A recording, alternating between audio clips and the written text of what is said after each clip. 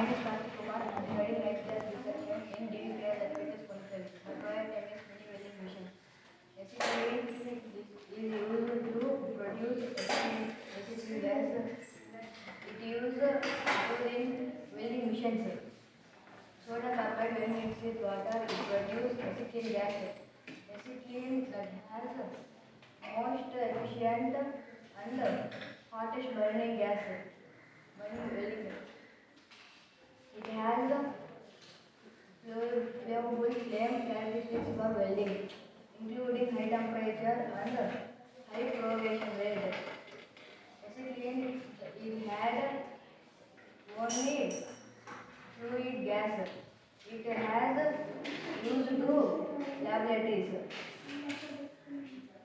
It has used in laboratories in is used to manufacture do other chemicals in the industries.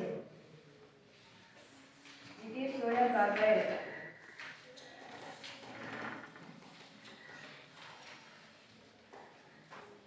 Soda carbide when mixed with water